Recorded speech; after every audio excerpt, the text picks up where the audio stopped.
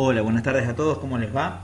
Vamos a continuar con la clase, en este caso la número 13, que corresponde al complemento de lo que empezaron a ver la semana pasada con María Pilar en la clase referida a lo que fueron la estructuración de los plexos cervicales y plexo braquial. Hoy nos toca entonces, para complementarlo, esta segunda parte, el concepto de miotomas y dermatomas de todo lo que es miembro superior, para ya estar cerrando este componente anatómico. Vamos a ir avanzando con un poquito de lo que es el repaso del sistema nervioso periférico, que ya vieron, como dije recién en la clase anterior, recordando que la inervación a nivel del sistema nervioso periférico y alcanzando las estructuras musculares más alejadas de lo que es el tronco y el tronco mismo, se daba como consecuencia de la formación de plexos, que era un sistema de red generada por los filamentos neurales o los nervios que salían de la médula espinal y que, distribuido en 4 grupos o en 4 plexos, alcanzaban las diferentes partes del cuerpo. En este caso describimos para todo el cuerpo lo que son el plexo cervical, encargado de la inervación sensitiva y motora de cuello y cabeza fundamentalmente, no la cara. Ya vamos a ver que la cara depende de lo que es los ganglios basales, que algo vimos cuando describimos el concepto de cráneo.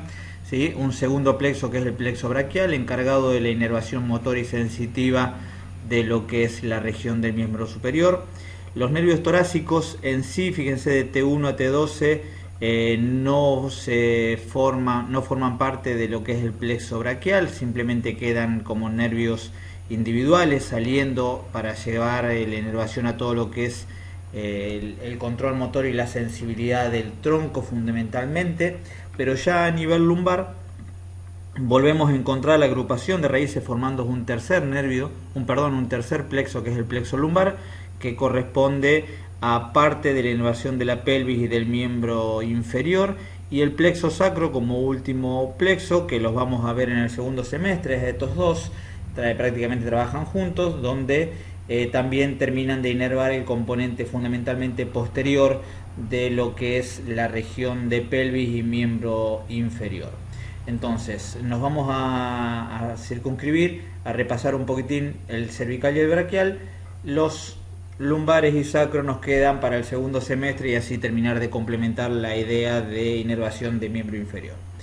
Avanzando entonces en la génesis de lo que eran estos dos plexos, habían dicho que el plexo cervical estaba formado por las ramas anteriores de los primeros 4 nervios espinales, de C1 a C4. Acá tenemos la imagen donde, a medida que iban saliendo, se iban unificando entre ellos, se iban juntando para dar la inervación a lo que es fundamentalmente región de cuello. Estas uniones hacían una subdivisión, o terminaban generando una subdivisión, de lo que se conocía como plexo cervical superficial y plexo cervical profundo. La gran diferencia entre ambos está dada por el hecho de que el superficial es exclusivamente sensitivo, donde, como ven acá en el texto, da el control de sensibilidad a toda la parte alta del tórax, el cuello y la cabeza, mientras que el plexo cervical profundo, que es fundamentalmente motor, iba a estar dando inervación a la musculatura, específicamente de parte del cráneo, cervical, de la cintura escapular y fundamentalmente del diafragma, a partir del nervio frénico. Fíjense que acá tenemos algunas referencias fundamentalmente de lo que es el plexo superficial, donde básicamente, el cervical superficial, donde básicamente da inervación a toda la piel, a la región de piel, para el caso del nervio occipital mayor a nivel craneal posterior, el menor o mastoideo a nivel de la región mastoidea o lateral. Ahí, si recuerdan, la apófisis mastoide, región mastoidea, sobre lo que era la cara lateral del cráneo, ahí en el hueso temporal. El nervio auricular, C2, C3, que daba la sensibilidad a lo que es el pabellón auricular. El cutáneo del cuello, ¿sí?, en la región anterior, básicamente, un nervio importante para todo lo que sea sensibilidad de la región supra e infraioidea. El supraclavicular y el supracromial, C3, C4, para dar parte sensitiva a lo que es el componente de tórax y de hombro. Y fundamentalmente acá un punto importante, que en este plexo queda formado el nervio frénico con la unión de las raíces de C3, C4 y C5, principalmente C4, el principal tronco sale de C4, acá lo tienen al nervio frénico señalizado ahí, desde C4 la principal rama con unión de C5 y C3. ¿Y por qué marcamos que es importante este? Porque es el nervio encargado de la motilidad del diafragma, como dijimos, y fundamentalmente nuestra supervivencia, nuestra respiración depende del buen funcionamiento automático del diafragma como buen músculo inspirador. Esto implica que, y llevándolo al campo de la patología, cuando existen lesiones medulares, y posiblemente habrán escuchado ustedes de los cuadriplégicos o los parapléjicos, cuadri o tetraplégicos, esto implica que los cuatro segmentos, dos miembros superiores y dos miembros inferiores, están completamente paralizados por lesiones a nivel medular, o el parapléjico, aquel que tiene paralizado los dos miembros inferiores fundamentalmente. Decía, estas lesiones medulares van a tener una afección a nivel motor y sensitivo dependiendo del nivel en el cual se encuentre la lesión medular. Esto implica que yo puedo tener una paraplegia cuando es por debajo de la región del plexo braquial, es decir, cuando me toma tórax y miembros inferiores. Puede ser una paraplegia alta si tengo más o menos afección de tronco, o una paraplegia baja si solamente me afecta a las piernas pero tengo control torácico. Y voy a tener una cuadriplegia cuando ya se me afecta por encima del del plexo braquial, es decir, por encima de C5, a la altura de C5 ya tengo el inicio del plexo braquial, donde termina el plexo cervical, y me va a afectar desde ese nivel hacia abajo, es decir, no voy a tener ni sensibilidad ni motricidad desde la región de los miembros superiores hacia abajo. El punto importante pasa cuando estas lesiones medulares se encuentran a nivel de C4, cuando se lesiona la médula a nivel de C4, que no solamente me deja cuadripléjico, sino que además me deja con un trastorno respiratorio. Es decir, el paciente lesionado medular a nivel de C5 es cuadripléjico, pero con respiración voluntaria, porque el nervio frénico a nivel de C4, aunque tiene ramas del C5, puede verse afectado, pero fundamentalmente por ser C4 su tronco principal y no verse afectado, puede mantener una función diafragmática. Pero cuando la lesión medular es a la altura de C4 o por encima de C4 y el nervio frénico no tiene capacidad de acción, implica que esa paraplegia no solamente no me deja mover, esa cuadriplegia no solamente no me deja mover brazos y piernas, sino que encima me condena a un respirador automático, dado que el nervio frénico no tiene función y por ende el diafragma no puede contraerse para mantener la función respiratoria. De ahí que estos lesionados medulares, como dije recién, están en dependencia siempre de un respirador automático. Si vamos un poquito más adelante y pasamos al plexo braquial, seguimos repasando lo de la clase pasada, por eso voy un poquito rápido. Vemos que este plexo está formado por los ramos anteriores de nervios espinales de C5 a C8 y parte del primer nervio torácico, distinguiéndose dos componentes o dos porciones, una supraclavicular y una infraclavicular. Esto es simplemente una división anatómica aquí, donde en la supraclavicular el plexo pasa a través de los músculos escalenos anterior y medio. Esto lo vamos a ver en un ratito en el final de este video, cuando hagamos el análisis de 3D que siempre hacemos, en este caso viendo cómo pasan todos estos componentes entre los planos musculares. Y decía, al pasar por entre los escalenos, divide en tres troncos, un tronco superior, medio e inferior, que básicamente van a ser las raíces o los puntos de inicio, como explicó Pilar, de los nervios más importantes a nivel del miembro superior, que son el músculo cutáneo, el axilar, el radial, el mediano y el cubital, ¿sí? Y la región infraclavicular es simplemente el mismo componente que, una vez que pasa clavícula, se divide en fascículos o cuerdas que reciben el nombre de fascículo lateral, fascículo posterior o fascículo medial, y desde ahí es obviamente donde van a salir los nervios terminales, que van a ser los primordiales y los más importantes para el control del miembro superior, ya sea sensitivo como motor. Esta división en supra e infraclavicular no es nada más que una división anatómica que toma como referencia la clavícula. Es supraclavicular la región del plexo que está antes de pasar la clavícula, a la altura de los escalenos, y una vez pasada la clavícula le cambiamos el nombre, la diferenciamos como infraclavicular. Y las uniones de los troncos donde se relacionan, fíjense, el tronco superior me da el fascículo lateral junto con el tronco medio, ven, la rama anterior del tronco superior y del tronco medio me toman el fascículo lateral, que me termina formando parte del músculo cutáneo y parte del nervio mediano. El tronco medio, la rama posterior, se une con la rama posterior del tronco superior y la rama posterior del tronco inferior para formar el fascículo posterior y dar el nervio radial principalmente, y el nervio axilar como colateral.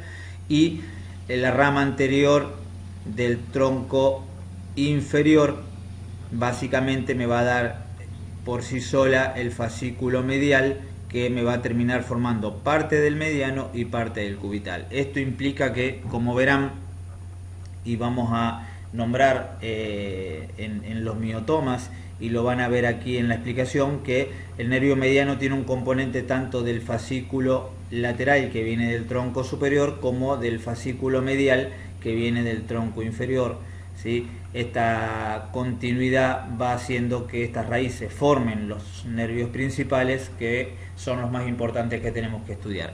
Si bien es importante tener en claro lo que es la formación, fundamentalmente por una cuestión de patología neurológica periférica, donde las raíces y las terminales son importantes, lo que más nos interesa hoy por hoy en anatomía es relacionar el nervio final, el cutáneo, el músculo cutáneo, el axilar, el radial, el mediano o el cubital, con las raíces que lo forman, para entender lo que es la patología periférica. Esto obviamente se verá mucho más en clínica y se verá mucho más fundamentalmente en cuarto año en neurología terapéutica, que es donde van a ver todas estas patologías. Bien, habiendo cerrado un repaso rápido de lo que fue la clase pasada, podemos pasar a lo que es el concepto de miotomas y dermatomas, que corresponden a la clase presente. Específicamente, un miotoma se define como un grupo de músculos que están inervados por una raíz nerviosa espinal. Esto es, como veíamos, las raíces C5, C6, C7 van a formar un nervio, y ese nervio va a tener a su cargo una serie de grupos musculares o una serie de músculos que van a depender motrizmente. Por eso es miotoma, por la relación muscular, lo motor, lo muscular, de ahí el nombre de miotoma. Decía, van a depender motrizmente de esa raíz.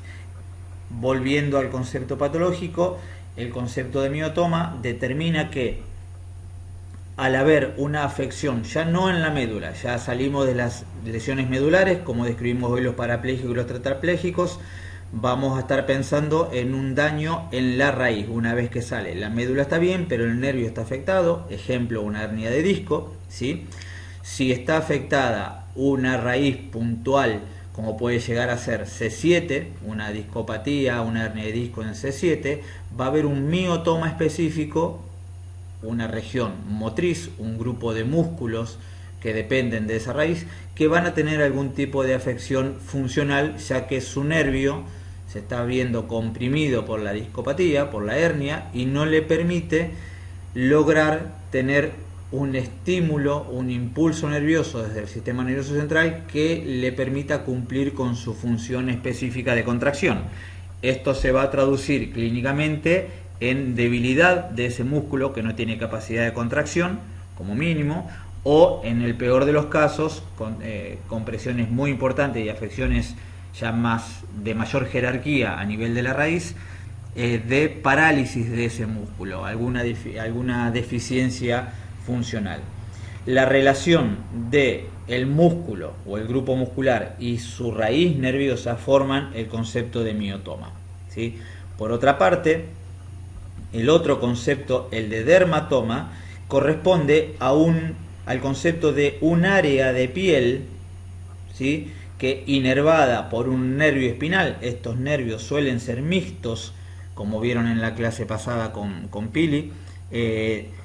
Estas raíces son raíces mixtas que llevan tanto orden motora como orden sensitiva, por eso una misma raíz puede tener afección desde lo motor como una afección sensitiva, una alteración al verse comprimida, una alteración de la capacidad de sensibilidad.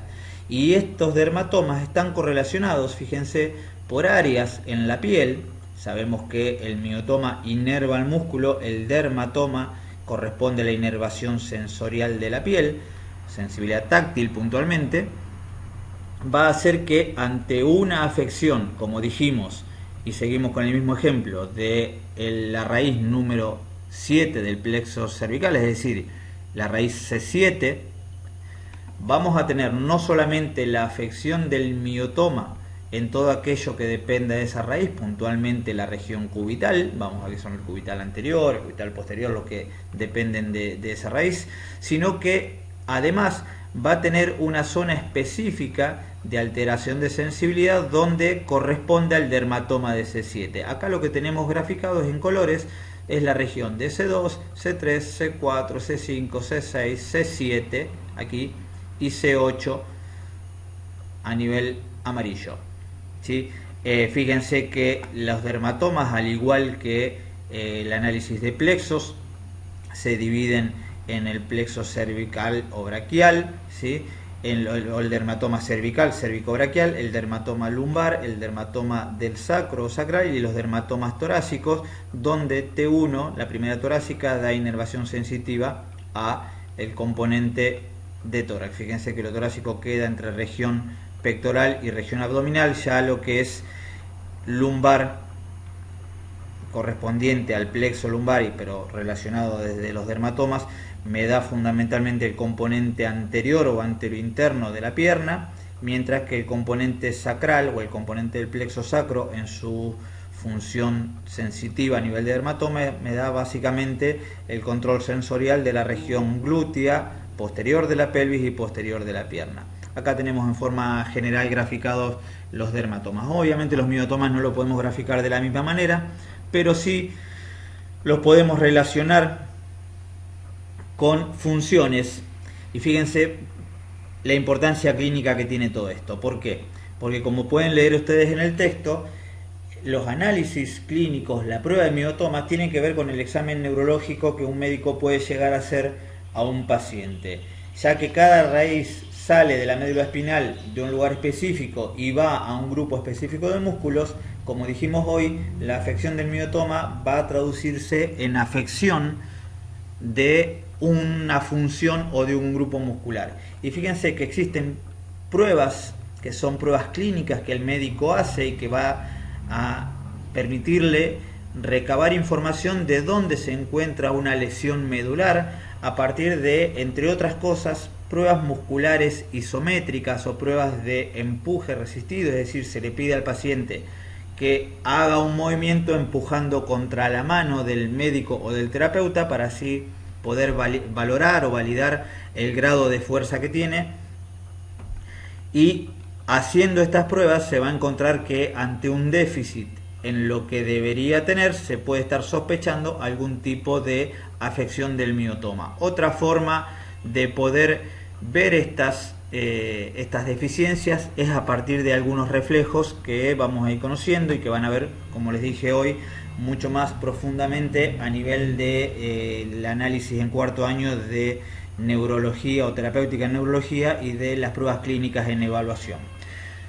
A modo de resumen, acá podemos ver que en el caso de los miotomas del miembro superior, si bien aclara extremidades superiores e inferiores, les dejamos en este caso las de miembro superior, veremos las de miembro inferior cuando veamos ese tema allá en el segundo semestre.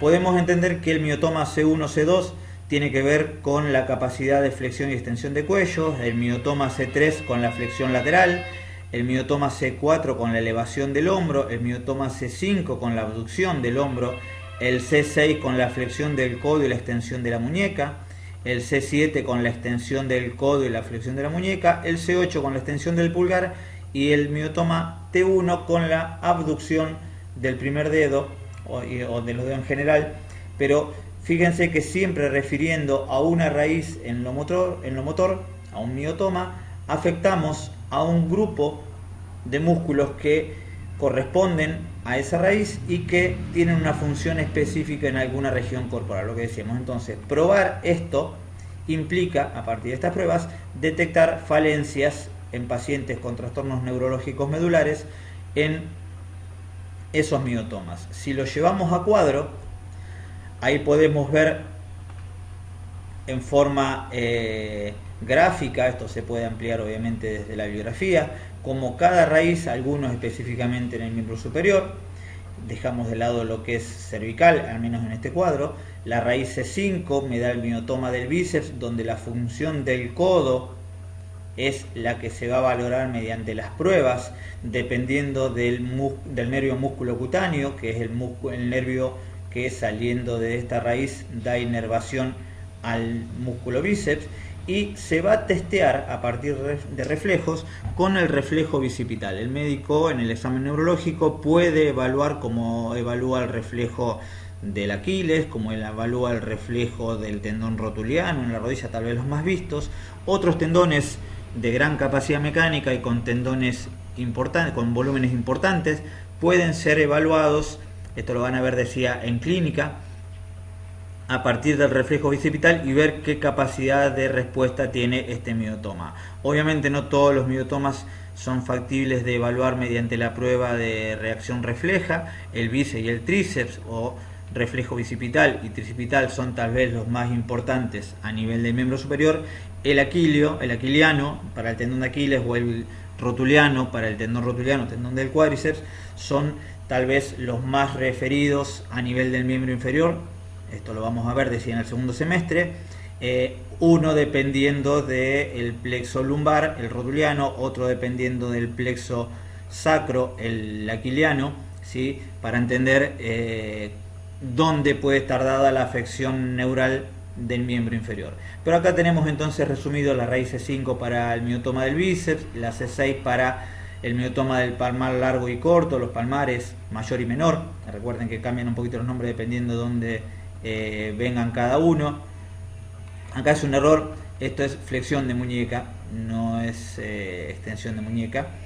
Y así para cada uno, C7 el tríceps, flexor profundo de los dedos, abductor corto del meñique en el T1, ¿sí? Tenemos otro cuadrito, ahí los tenemos, fíjense cómo cada raíz en este cuadro lo relacionamos raíz con región y un patrón de movimiento. Las raíces C1, C2, C3 y C4 a nivel del cuello me van a estar dando el componente de flexión, extensión y rotación. C5 y C6 la flexión de hombro, al igual que la aducción. Ya sumando C7, T8 la abducción y la extensión de hombro. Esto por las raíces que van formando los plexos y que inervan diferentes tipos de músculos. Así todo el resumen de componente de las raíces en función de un patrón de movimiento o de una acción para una región. Lo que les agregué en este cuadrito, que como verán está con otro color, es fundamentalmente el componente del diafragma, que dependiendo puramente de C4, si bien era de C3 a C5, pero el componente de C4 como tronco principal formador de lo que es el centro frénico, me da la inervación de la región del diafragma con un patrón respiratorio, en este caso en los dos, tanto intercostales o diafragmal, el patrón de movimiento sería la mecánica respiratoria, ¿sí? Podemos pasar entonces a lo que es la distribución sensitiva. Ya esta clase es cortita, ya lo vamos a completar este power con lo que es las imágenes en 3D, decía, pero conceptualmente es corta. Acá tenemos dividida la pantalla en lo que es hacia vuestra izquierda, a la derecha de vuestra pantalla, la imagen anterior del miembro superior, y hacia vuestra derecha, la izquierda de vuestra pantalla, una imagen posterior de tronco y miembro superior, de todo lo que nosotros vimos como cintura escapular y miembro superior, con la distribución en forma genérica de los dermatomas. Acordamos que esto era lo sensitivo. Esto implica que cada nervio de los que salen de este plexo braquial, el nervio axilar, el nervio musculocutáneo, el nervio radial, el nervio mediano y el nervio cubital, que explicó Pili en la clase pasada. Dan sensibilidad, aparte de dar capacidad contráctil o motricidad a los músculos del miembro superior en determinadas regiones. Fíjense cómo cambia la distribución, ya sea anterior y posterior. ¿Está? Vamos a ver entonces que las regiones están distribuidas de acuerdo al recorrido de cada nervio.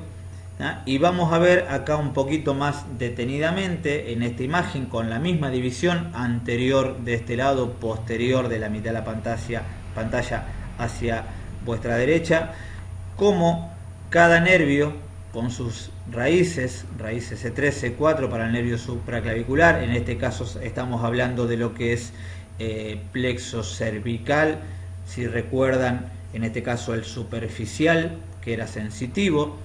Me da sensibilidad en la región de lo que sería alta del tórax, o de la parte lateral del tórax, ahí sobre el hombro, ya sea anterior o posterior, ¿sí? Donde el cutáneo lateral superior del brazo, viniendo de raíz C5, C6, aquí marcado en celeste, me da la inervación del inicio del miembro superior, y así pueden ir encontrando. Fíjense que acá ya son nervios torácicos, T2, T1, T2, el T1 es el cutáneo medial, que pertenece al plexo braquial, pero tenemos parte del miembro superior inervado desde nervios torácicos, sobre todo la parte interna del brazo, lo más cercano al tronco. Es como si tomara la zona lateral de la axila y se va un poquito hacia el miembro superior, el control de los nervios torácicos para dar sensibilidad en esa zona. Por el resto tienen la distribución de lo que corresponde a la distribución de el radial, el mediano, ¿sí? Lo que es el cubital. Tienen ahí entonces el ulnar, acá el nervio cubital C8T1 acuérdense que ulna es el nombre que recibe el cúbito también, como hueso, es el nombre latín. A partir de ese concepto, entonces, el nervio cubital también se lo conoce con el nombre de nervio ulnar.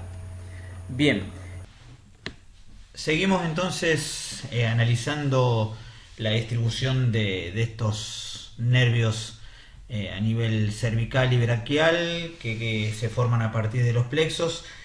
A partir de esta imagen en 3D, entonces vamos a continuar avanzando y entendiendo un poquitín cómo se van distribuyendo. Fíjense, esta imagen la vemos un poco desde lejos, pero podemos, si la ampliamos de a poquito, tener una vaga idea de cómo es la red neural periférica. La vamos a ir viendo desde costados y desde atrás.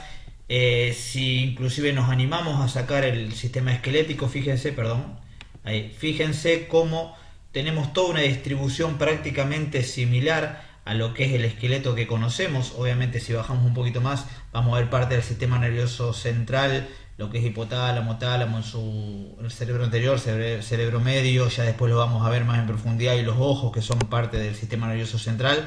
Pero podemos ver, siguiendo lo que es el contorno de todas las raíces nerviosas periféricas de este sistema nervioso periférico, lo que es cerebro anterior y medio, protuberancia, tálamo, hipotálamo, decíamos, es parte del sistema nervioso central, pero toda esta fina red de filamentos es lo que corresponde al sistema nervioso periférico. Y véanlo cómo nos queda distribuido y presentado todo el esqueleto del ser humano a partir de la distribución del miembro inferior y del miembro superior y de tronco de esta red neural. Técnicamente tenemos todo el esqueleto, lo podemos ver al ser humano en su totalidad a partir de la imagen solamente neural.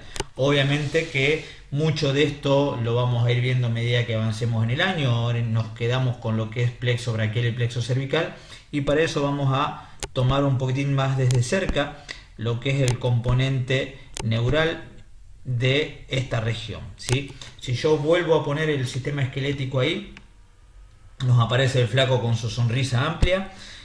Tenemos en imagen, y circunscribo a la zona cervical. Yo ahí los tengo resaltados ya en color. Me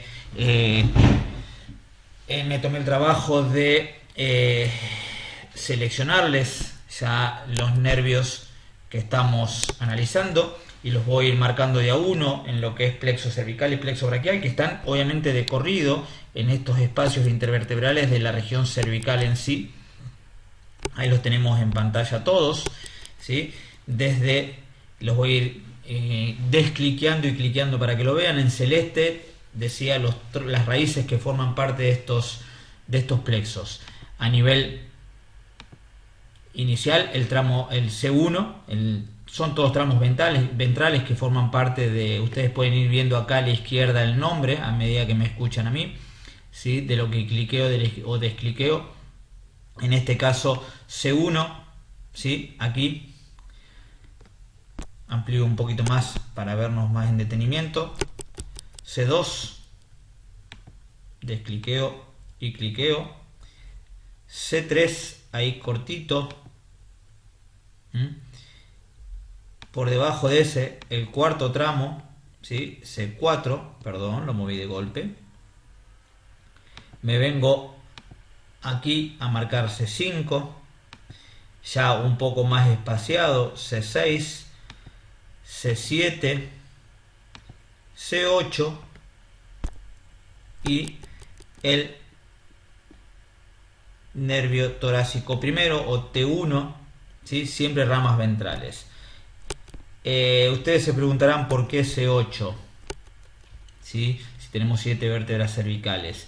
El tema es que el primero nace C1, ahí, fíjense, ahí lo cliqueo, C1, nace por encima de la primera vértebra cervical de Atlas. Entonces, entre espacio occipital o hueso occipital y la primera vértebra cervical me nace C1, entre C1 C2 me nace C2, entre C2 C3 me nace el tercer nervio cervical, así sucesivamente. Obviamente voy a estar, si siguen el recuento ustedes, por encima de C7 va a aparecer aquí está la prominente, ¿sí? Por encima a la altura de C7 va a estar, esto es prominente, va a estar saliendo el C7 y por debajo de la primera va a estar saliendo el T1. El punto está en que si miramos un poquito más arriba, ¿sí? Aquí tengo el segundo nervio cervical, aquí tengo el tercero, ¿sí? Esto es C2. Fíjense cómo me nace, decía, entre C1 y occipital me nace el primer nervio cervical, entre C2, axis y Atlas me nace el segundo nervio cervical. Entonces ahí ya tengo el desfasaje numérico como para que se me puedan contar hasta C8, ¿sí? C1, C2, C3, aquí el 4, esto después explórenlo ustedes, aquí el 5, aquí el 6, aquí el 7, ¿sí? Me quedó, ahí estaba, C8 me había quedado sin marcar y T1. Bien, tenemos entonces ahí los dos plexos, y si lo vemos un poquito anterolateral, los dos plexos marcados. Sabemos que de C1 a C4, C5 va el plexo cervical, de C5 a T1 va el plexo braquial. Tenemos distribuidos ahí todas las salidas nerviosas que van a llevar, como vimos y como lo ven en esta imagen acá. Yo no quiero empezar a cliquear nervios porque los van a volver locos con los nombres, pero tenemos toda la imagen de cómo se va distribuyendo tanto en profundidad como en superficie para poder dar inervación sensitiva e inervación motora a los músculos que fueron estudiando ustedes en su momento, cuando cada una de las regiones de codo, de hombro o de muñeca íbamos marcando la inervación de cada una de estas estructuras musculares.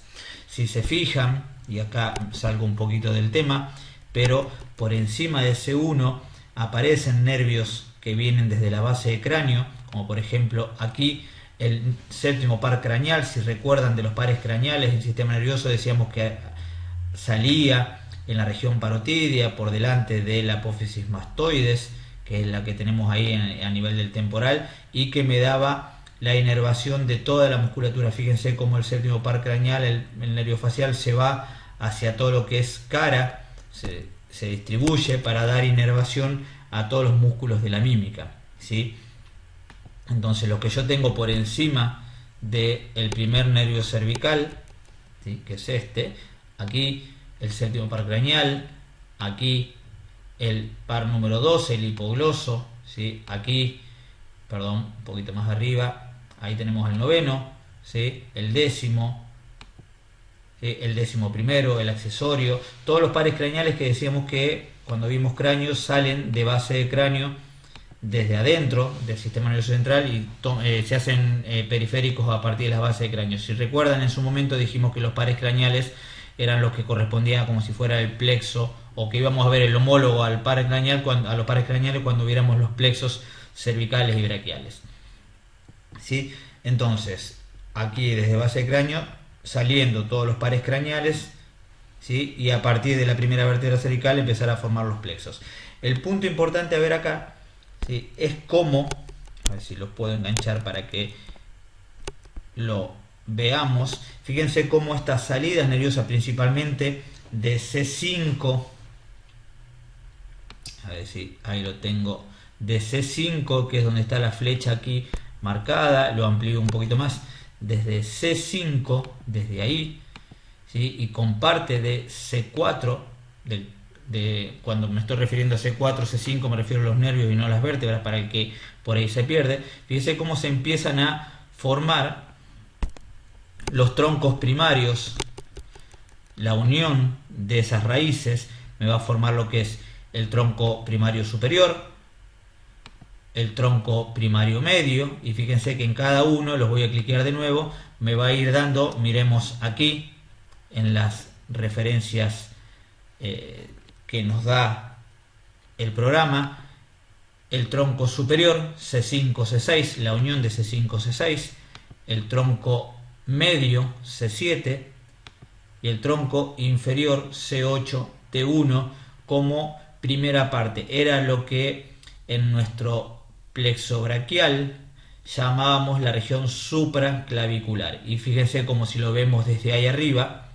Vamos a ir dejando cliqueado todos estos nervios para que lo podamos diferenciar al final, como me aparece la estructura de la clavícula aquí, siéndome una referencia anatómica de división de esto. Lo voy a achicar un poquito para que lo veamos más de lejos, y tenemos entonces a partir de esos troncos primarios la unión en estos troncos primarios de las raíces C5, C6, C7, C8, T1, lo que sería la formación del tronco primario superior, tronco medio y tronco inferior, o tronco superior, tronco medio y tronco inferior, que era la primera parte del plexo braquial, lo que era la región supraclavicular.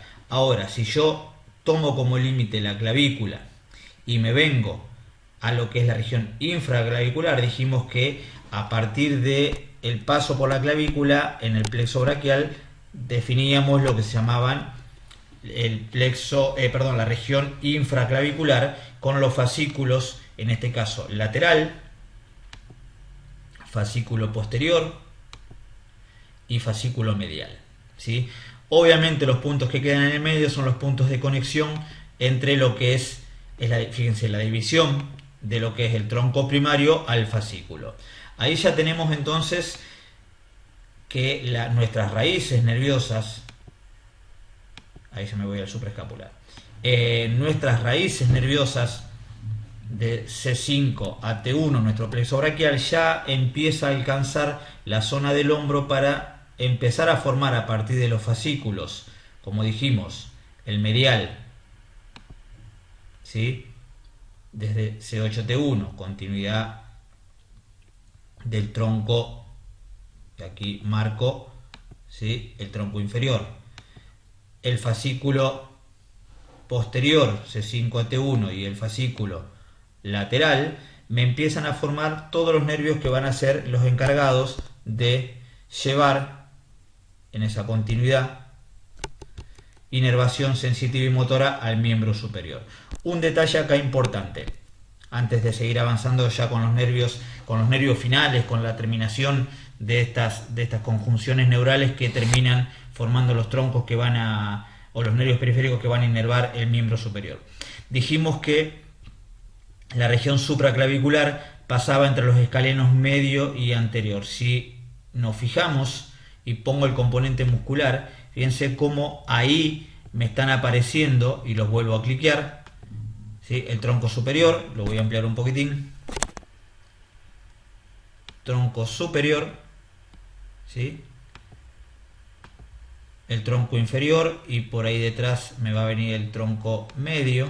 Ahí vamos, está en el nervio espinal, no me da la imagen para engancharlo, tendría que sacar, a ver acá. Ahí vamos, con las raíces, C6, C7, bueno, no me da la imagen, la definición con los músculos se me empieza a complicar para poder seleccionarlos de a uno. Pero el punto está en que quedan marcados, fíjense, la raíz, la salida de los troncos entre lo que es escaleno medio, lo descliqueo, y escaleno anterior, aquí, asomando desde profundo a superficial, viniendo ya saliendo de la región del cuello y pasando por lo que es el ojal de los escalenos, el espacio de los escalenos, donde el plexo braquial empieza ya a hacerse más externo en el cuerpo, ya no tan cervical, no tan profundo en la región del cuello. ¿Por qué marcamos este punto? Porque muchas veces la tensión muscular, nosotros dijimos que un nervio puede verse comprimido por una hernia, cuando un disco vertebral hace una discopatía, hace una herniación, hace una protrusión y ocupa la salida lateral de las vértebras, del espacio intervertebral, puede generar la compresión de la raíz y a partir de ahí dar toda una alteración funcional en lo que es ese nervio comprimido, ya sea motora, ya sea sensitiva o de ambas partes si es un nervio mixto. Ese atrapamiento que describimos en la raíz desde la hernia discal puede suceder también en algún punto del recorrido del nervio periférico, de cualquier nervio periférico, no necesariamente en la salida de la raíz, por atrapamiento entre planos musculares. En este caso, cuando el escaleno medio y el escaleno anterior, estos músculos que estoy señalando aquí, tienen demasiada tensión en aquellos pacientes que acumulan mucha tensión muscular en el cuello, pueden generar, y ahí lo descliqueo, pueden generar la compresión, el atrapamiento de este tronco, ¿sí? El tronco superior, o mejor dicho, de todo lo que es la salida del plexo braquial supraclavicular, cuando pasa por el espacio de los escalenos, generando la misma sintomatología que podría llegar a suceder cuando tenemos una hernia de disco. ¿Cuál es la diferencia? Que el atrapamiento no es en la raíz, sino que es en el recorrido del nervio. Hay muchos puntos, y vamos a ir viendo a medida que avancemos con esto, y lo van a ir viendo también en otras asignaturas a medida que avancen en su formación. Hay muchos puntos de atrapamiento que pueden tener los nervios periféricos, no solamente en la raíz neural, no solamente a nivel vertebral, y que generan sintomatología de nervios periféricos, ¿sí? Voy a retirar la parte muscular de nuevo, aquí permítanme, listo, así seguimos con nuestro componente neural. Algunas cositas a detallar. Fíjense cómo, si yo cliqueo aquí, me aparece el nervio supraescapular. Fíjense cómo distribuye este nervio supraescapular, ahí lo descliqueo, vengo acá de nuevo, que es continuidad de este tronco superior, este nervio supraescapular, para que entiendan cómo se van distribuyendo. Entra y me da inervación o se distribuye en lo que es la fosa supraescapular y la fosa infraescapular. Obviamente que si yo pongo todo el componente muscular acá, no lo veo, pero indudablemente este nervio supraescapular, ¿sí? Que ahí cliqueo y descliqueo, lo pueden ir viendo ustedes en sus apuntes, ¿sí? Me va a estar dando inervación, fíjense, para inervar los músculos supraespinoso e infraespinoso. Es obvio porque llega a distribuirse por la fosa que se distribuyen esos músculos. Así cada uno de estos troncos entonces va a ir alcanzando mediante estas ramificaciones a los músculos, metiéndose entre los planos, ¿sí? Musculares. Fíjense cómo pasa por debajo de lo que es el ligamento transverso, ¿sí? De la escápula, como pasa por ese ojal que queda formado, y alcanza profundidades para poder dar control motor, en el caso de los nervios más profundos, a la musculatura que está en su región. Obviamente las ramas que se vienen más hacia piel van a ser aquellas ramas que me van a dar inervación sensitiva.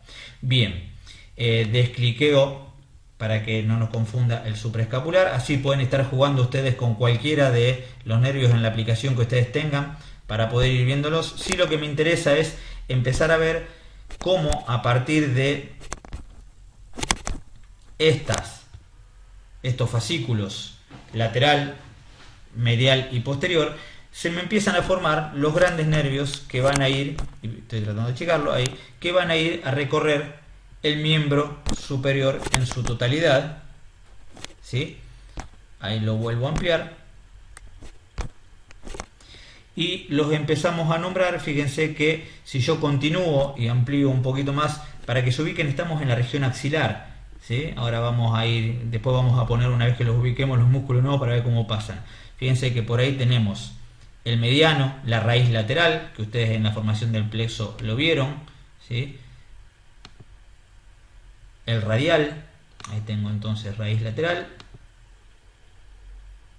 saco este para que no confunda, ahí músculo cutáneo, ahí axilar o circunflejo, aquí tengo el radial, aquí tengo el mediano, la raíz medial. Fíjense cómo se me unen los dos para formar aquí el nervio mediano y que se va a seguir hacia la palma de la mano. Descliqueo el mediano un segundito, descliqueo su raíz medial y su raíz lateral, ¿sí? Y me queda por marcar ahí el cubital o ulnar, que si, fíjense, voy siguiendo de a uno, ahora lo sigo hasta la mano, me va a dar todo el recorrido de ese cubital. Lo amplío, lo voy moviendo para que lo vean, después los vamos a seguir a todos, ¿sí? Para llegar entrando por lo que es el canal de Guyon, si recuerdan el canal de Guyon, ahí entre el pisiforme y el hueso ganchoso, a lo que es la mano. Aquí va a estar entrando el mediano, ¿sí? Después lo vamos a seguir, y así entonces prolongándose desde arriba. Esperen que lo marco de nuevo. Ahí está. Ahí me queda bien marcado el cubital. El punto está en ir siguiéndolos con mucha paciencia, pues son muchos ramilletes. Pero bueno, ahí tenemos el cubital. Descliqueo el cubital. Tenemos la rama medial del mediano, la rama lateral del mediano y el mediano en sí. De nuevo, seguimos el mediano y fíjense que va prácticamente junto con el cubital por el compartimento interno de brazo, ¿sí? Y me va a llegar a la muñeca, entrando por debajo del ligamento anular en lo que nosotros conocemos como túnel del carpo, que ya lo hemos visto. Fíjense, ahí entra y ahí se divide para lo que es primer dedo, segundo dedo. Fíjense la continuidad, no quiero marcar todas las terminales de cada dedo para no confundirlos, pero fíjense que a partir de ahí se divide hasta dar parte de la inervación, la mitad dijimos del cuarto dedo, porque desde el cubital que está aquí también viene inervación hacia el cuarto y quinto dedo. Descliqueo el cubital y volvemos hacia arriba, todo el recorrido. ¿Está? Bien.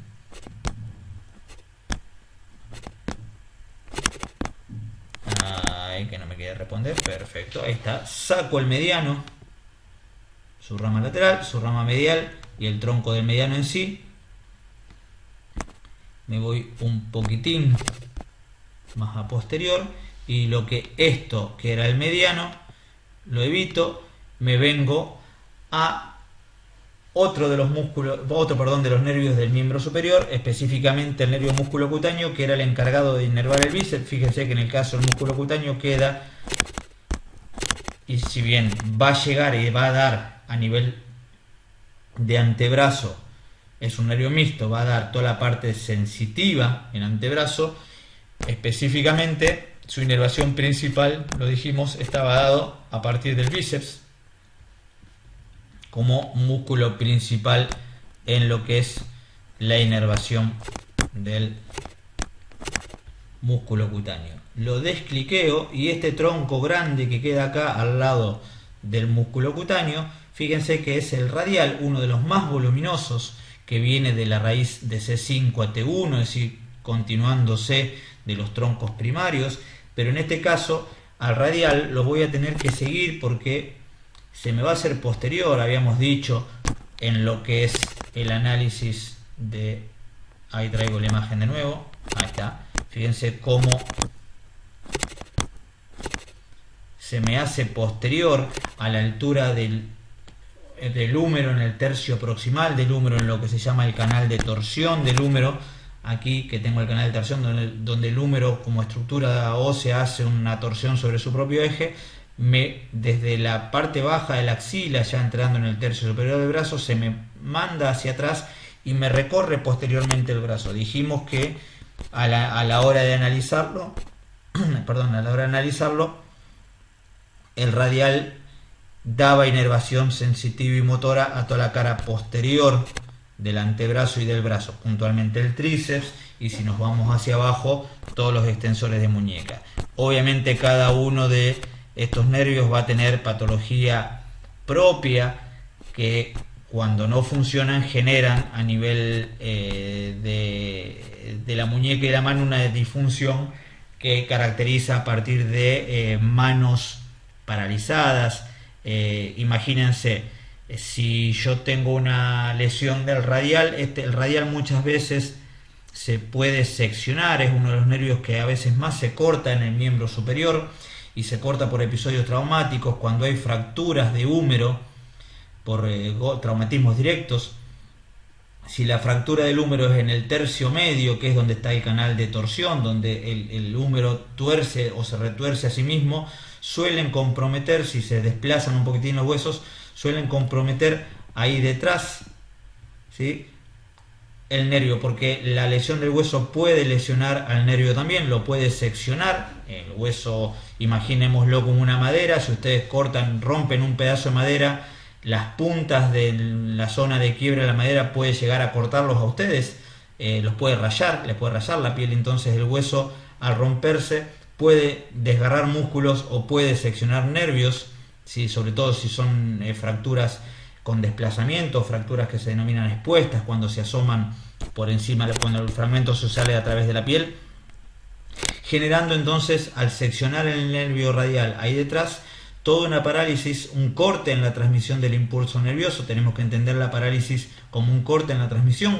que puede estar en cualquier nivel, dijimos, ya sea desde la región medular o desde cualquier parte del recorrido nervio periférico, generando que todo lo que depende del radial, puntualmente la extensión de codo y la extensión de muñeca, quede sin ningún tipo de control. Esto implicaría que a nivel de la mano, si no tengo la posibilidad de hacer la extensión de muñeca, la mano me queda pendiendo, cayendo hacia la flexión y no tengo posibilidad de extender los dedos o extender la muñeca. A ese tipo de parálisis se lo denomina como mano péndula, porque está pendiendo, ¿sí?, y tiene que ver con una manifestación clínica específica de la lesión del radial. Si yo veo una mano péndula, ya sé que el radial está lesionado porque los extensores de muñeca y de dedos no tienen ningún tipo de control. Y el último, voy a descliquear el radial, el último que me queda marcar aquí, perdón, marqué el húmero, a ver si ahí me lo da, no, Sergio, con la vista y el pulso, vamos a marcarlo desde acá, más fácil, ahí va. El nervio axilar, fíjense, también saliendo, ahí lo vemos por detrás y por debajo de fascículo lateral, se distribuye todo por debajo de la axila y pasa de cuasi anterior a nivel axilar a distribución posterior y rodea todo lo que es el tercio proximal del húmero, tanto por delante como por detrás. La importancia del nervio axilar o nervio circunflejo tiene que ver con que es el encargado, como habrán leído ustedes cuando vimos la parte muscular de hombro, de dar inervación entre otros músculos al deltoides. Por eso distribución tanto posterior, haz posterior del deltoides, haz medio, haz anterior del deltoides. Y este nervio, ya que hablamos de las lesiones del radial, puede llegar a verse afectado como consecuencia de las luxaciones de hombro cuando la cabeza humeral pierde por un episodio traumático la relación con la glenohumeral, con la glena de la escápula, con la cavidad glenoidea, y como consecuencia de la ruptura de los ligamentos glenohumerales, la cabeza humeral se escapa hacia abajo y hacia adelante. Si alguien vio o sufrió una luxación glenohumeral o escapulohumeral, luxación de hombro, no la acromioclavicular, que es esta, la luxación glenohumeral, la cabeza humeral se aloja aquí debajo, aquí queda, justo se desplaza hacia abajo y hacia adelante por todo el paquete vasculonervioso. En este caso estamos viendo lo nervioso, no estamos viendo lo vascular, que pasa por la axila, y en ese desplazamiento puede llegar a provocar la lesión del nervio circunflejo, es decir, nervio circunflejo o axilar, que tenemos aquí en pantalla. Es decir, una lesión, una luxación glenohumeral puede provocar el daño parcial o total de el nervio axilar o circunflejo, generando una, de nuevo, parálisis o hipofunción de aquellos músculos que dependen de este nervio, específicamente el deltoides como nervio principal. Voy a dejar cliqueado el axilar o circunflejo, vuelvo a marcar lo que es el músculo cutáneo, vuelvo a marcar el radial, vuelvo a marcar lo que es la rama lateral y la rama medial, ahí eso no va, de el mediano, ahí estamos, ¿sí? Y vuelvo a marcar lo que es el cubital, y fíjense cómo a partir de ahí, acá tengo la rama medial del mediano, a esta no la veía en la imagen anterior, fíjense cómo todo esto ya me lleva a la inervación prácticamente completa de lo que es el miembro superior. Me quedan obviamente nervios que tienen que ver con la continuidad. Ahí lo vemos, el cutáneo antibraquial, que es continuidad del cutáneo, ¿sí? Del músculo cutáneo. Vemos lo que es el radial, la rama superficial, el radial, la rama profunda, que son continuidad del radial a nivel humeral. Estas son una pequeña división que hace ahí por detrás de lo que es el epicóndilo, ¿sí? Lo vuelvo a marcar, la rama superficial, y ese no, la rama profunda, y desde ahí tengo todo lo que es inervación de la cara dorsal de la muñeca y de la mano. Ahí está, ¿ves? Ahí estamos con el radial, rama profunda y rama superficial. Tengo las dos ahí. Fíjense cómo el resto son todas colaterales, son desprendimientos de estos troncos primarios, de estos nervios principales. Fíjense, quiero mostrarles algo respecto del cubital, que a todo el mundo les ha pasado. Si yo miro la parte interna del codo, fíjense cómo aquí lo tengo, si me lo marca, perdón, no quiero ampliar un poquito más. Por un lado, el mediano, que pasa por delante del codo, aquí lo veo, ahí está, pero por detrás de la epitroclea, aquí está pasando el cubital, ¿sí? Yo cuando lo descliqueo me aparece el último marcado, por eso me marca como mediano, y porque estoy deseleccionando, pero si lo selecciono, ahí me lo marca como cubital. Y fíjense esto, lo voy a descliquear, lo vamos a ver en amarillo cuando giro el brazo acá, y lo voy a volver a cliquear acá al cubital, ¿sí? Fíjense cómo pasa por detrás de la epitroclea. Puntualmente pasa por entre la epitroclea y el olecranon, que aquí lo tengo, del cúbito. Aquí existe un canal que es el canal epitrocleo olecraniano, ¿sí?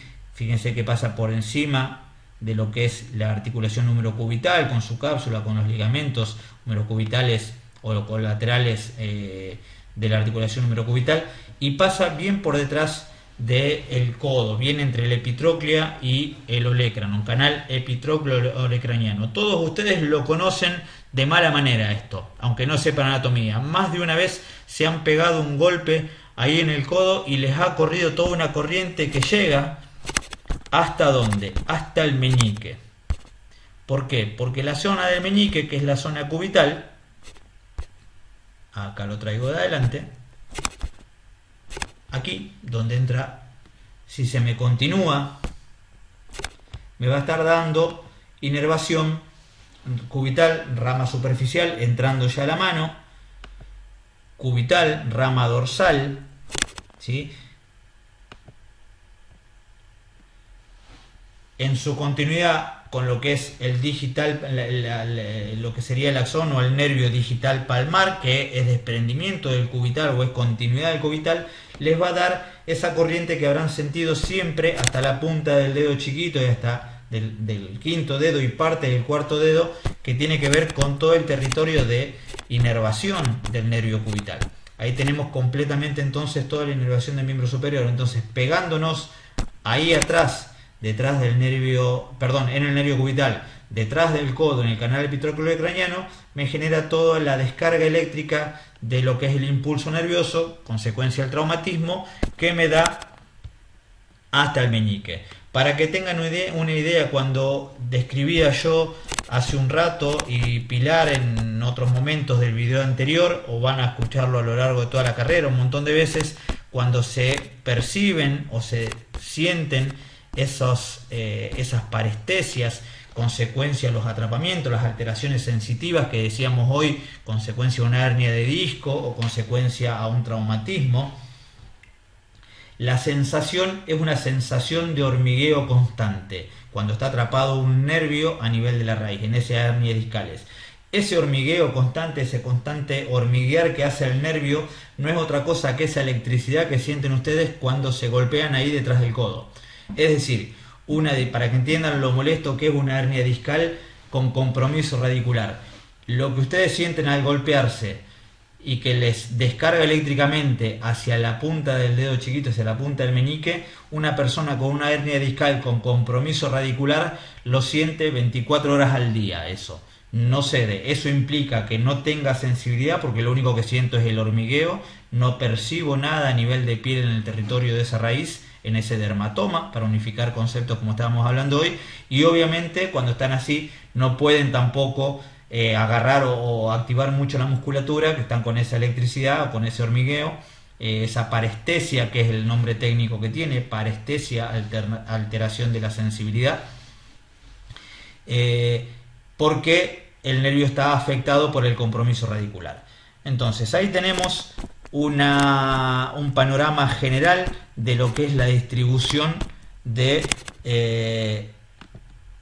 el sistema nervioso periférico del miembro superior. Lo único que me queda es agregar la musculatura y fíjense cómo se me van distribuyendo y me quedan solamente algunos nervios que puedo llegar a ver periféricamente, ¿sí? Por entre los planos, eso ya es músculo braquial, por entre los planos musculares. No tengo la posibilidad de ver todos, pero sí puedo ver algunos, ¿sí? Que son desprendimientos o continuidades de, ahí va el músculo cutáneo, ahí va el cutáneo antebraquial medial, ahí va el mediano, ahí va el cubital, y si me voy por detrás voy a ver en algún punto que ya está marcado. Ahí fíjense de nuevo el cubital pasando por el... ¿Ven cómo está superficial? Cómo no está protegido por nada. Ahí es cuando se golpean. Ahí tenemos el cubital, perdón. Fíjense cómo queda bien superficial. Ahí lo descliqueo. Ahí descliqueo. Esto que ven acá es el mediano haciéndose anterior en el pliegue del codo. Y lo que está por detrás es el cubital, bien detrás del canal epitrócleo-craniano. Y lo que vemos aquí son filamentos. A ver si lo puedo tocar selectivamente. No, estoy tocando el tríceps directamente. Si me lo da la posibilidad de hacerlo, son ramas más, ahí está, ramas más superficiales de lo que es el radial que viene saliendo desde ahí. Obviamente ya acá empiezo a ver músculos tóraco dorsales, va lo que es el subescapular. Fíjense, aquí vamos a tener las ramas del circunflejo o axilar que les decía hoy. Ven el axilar o circunflejo cómo envuelve a todo el deltoides, tanto por delante como por detrás. Bien el componente del deltoides anterior, ahí esa rama, el deltoides medio, la rama media, el deltoides posterior, todo inervación del circunflejo, que me va a dar sensibilidad también. Ya cuando estas ramas son más superficiales, son las ramas sensitivas del nervio. Muchos de estos nervios son mixtos. Fíjense cómo queda todo el componente de nervios torácicos por encima del trapecio. Las ramas más superficiales, a ver si me las permite marcar para que vean el nombre puntualmente, porque al ser tan finitas no me lo da. Ahí va, el ramo dorsal de T5, la rama medial. Acá a esta altura estaría la quinta torácica, perdón, pero ya son ramas más superficiales, más sensitivas, que dan inervación sensorial a todo lo que es el componente superficial. Muchos de estos nervios, decía, son mixtos, llevan inervación sensitiva y motora, y las afecciones son comunes. Es decir, cuando se altera la raíz o el nervio en algún punto de su recorrido, me puede traer alteraciones tanto sensitivas como motoras. Lo último que quiero mostrarles acá, fíjense cómo queda expuesto todo el paquete neural ahí, que si nosotros miramos de aquí abajo, es entre el tendón del pectoral mayor y el tendón del dorsal ancho. Dijimos que quedaba formado ahí el hueco axilar. Es la axila un punto de exposición del componente vasculo nervioso. Ahí lo amplío y lo traigo un poquito más. Desde aquí yo no tengo posibilidad de mover el brazo de la imagen, pero el hueco axilar, si ustedes se presionan, pueden llegar a tener algún tipo de alteración sensorial. No lo hagan intencionalmente porque pueden lesionarse algo, pero si comprimimos ahí, vamos a tener posiblemente algún tipo de manifestación neural. O si sumo aquí, fíjense cómo aparecen venas como la axilar, ¿sí? Hay componentes vasculos nerviosos que pasan por esa región y que son siempre punto de cuidado en lo que es la palpación o lo que es el tratamiento en estas regiones. Vamos a ver que siempre el componente vasculo nervioso a nivel superficial, cuando se expone, caso como es la axila, como es el hueco popliteo detrás de la rodilla o como es la ingle, son siempre puntos de cuidado, o como es la zona de la carótida y la yugular a nivel del cuello. Son siempre zonas en las cuales uno, al trabajar terapéuticamente, tiene que tener mucho cuidado, porque puede traumatizar sin querer componentes vasculares o nerviosos, y que puede llegar a complicar lo que es la integridad de este sistema y por ende la salud del paciente.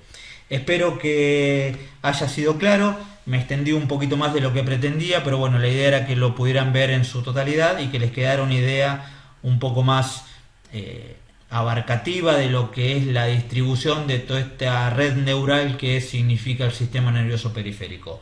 Les dejo un abrazo grande, espero que lo hayan disfrutado y estamos en contacto vía cualquier medio de comunicación de los que tenemos. Cuídense mucho.